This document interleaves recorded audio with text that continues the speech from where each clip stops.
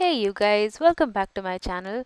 So today I'm going to be showing you how I do my casual feel good about the day even though it's quarantine makeup. Let's get started.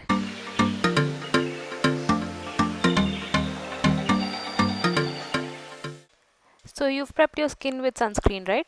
Okay, great. Let's start with tying our ponytail because that's how I live around the house these days, and with some primer. This is the e.l.f. Poreless Putty Primer. This is what I'm into at the moment. I can change my mind, but you can go ahead and use whatever you have at home and make sure you really work that into your skin. While you're doing that, subscribe to my channel and work it into your forehead and your nose. While the primer sets into our skin, let's go in with some concealer and prime our eyelids.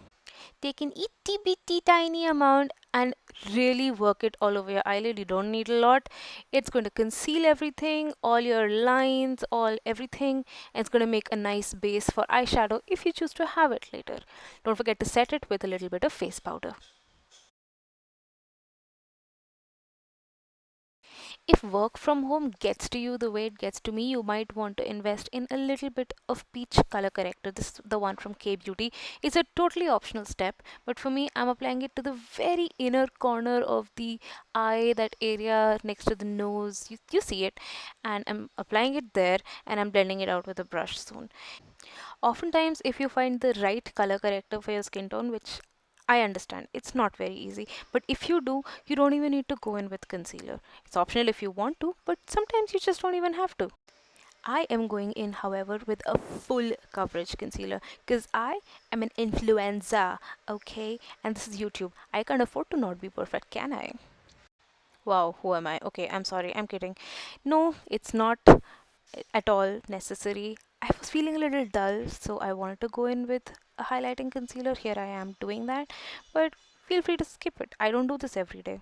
I only do this on certain days. Today just happens to be one of them. Cream contour, although, is something that I do enjoy very much and I do it every day. This is the K Beauty contour stick. It's more or less like a bronzer for me. It's not cool toned enough for my skin tone, but for a lot of people, it does work very well as a contour. I am drawing on my face and just blending it out with a foundation brush. I really do enjoy doing this, so I'm not going to say I don't do this every day. I do this every day. It's fun.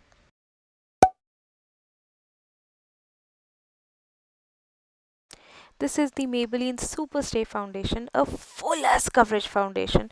So I'm using an itty bitty tiny drop of foundation and just dabbing it where I didn't put that contour thingy and I didn't put any concealer. I'm only applying it to places that are as yet uncovered by a cream face base product and blending it in with the same brush that I had used for the contour. Okay, so that tiny drop of foundation may not have been enough, so I'm taking another tiny drop of foundation, and I just said it's too much because I only want to apply it to my neck so that my face and my neck can match and look like they belong to the same person.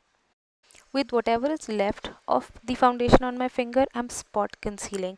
Nothing matches your foundation better than the foundation itself, so build up coverage wherever you need to, but don't apply where you don't need to. I found that with powder, things can get a little bit complicated. I don't want to build coverage.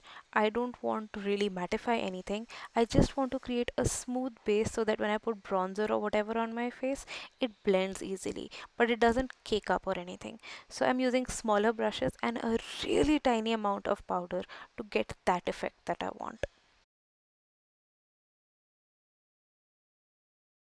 Now I'm taking the most delicious bronzer and using that to bring a little bit of color and a little bit of life back to my face. Foundation and all these other cream products will take away from the natural different colors of your face, and I'm using bronzer to bring some of that back. A favorite trick with bronzer for me is to take an eyeshadow brush and concentrate a little bit of powder in that area on your cheek where your cheek naturally dips. I think everybody has that. And by concentrating color over there, it gives extra dimension to your face, extra structure, and clearly you can see I like what I've done there. This is Pearlescent Pink by Wet n Wild, a gorgeous and affordable blush.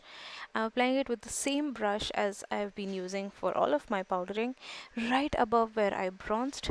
It's gonna help it blend better and look more natural. And I'm gonna take a little bit across my nose because naturally I tend to get a little bit pink there. I couldn't find any of my more natural highlights, so I went for a super shimmery one. This is the Maybelline Master Chrome. So I took the tiniest possible amount and I applied it to the high points of my cheekbones, the bridge of my nose, my forehead, upper lip, and chin. And I really genuinely did try to take the littlest possible amount. I still did think it was too shimmery for real life because I was wearing this makeup in real life, so I dabbed it over with my foundation brush to pick up any extra shimmers. And then I liked the effect that it ended up with.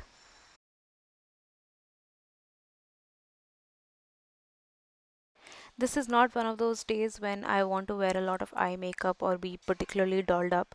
So I took my bronzer. It's a favorite trick. Lots of people use it. I'm sure you already know about it. On a small brush, an eyeshadow brush that I've been using this whole time, and fluffed it into my crease. This is a slightly fluffier brush for eyeshadow, so it does give a nice diffused look, but you can build up color if you want.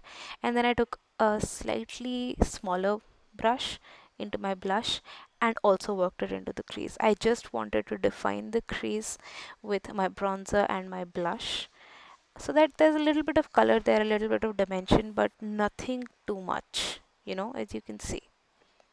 I like how that looks clearly. And I'm going into my highlight and same brush as the last brush that I used. Really small amount of highlight. This gives my eyelids the sort of wet, shiny look without looking too over the top. And that's it. Bronzer on the lower lash line to kind of get the look together. And eyeshadow is done. I did my eyeliner, tight line, brows, and mascara, all of it off camera because nobody wants to spend 15 minutes watching me do that. Applied a little bit of lipstick. All the products that I've used are listed in the description box, by the way, so go ahead and check that out. Dabbed the extra lipstick away with my finger, and that's it. Let's cue the narcissistic montage.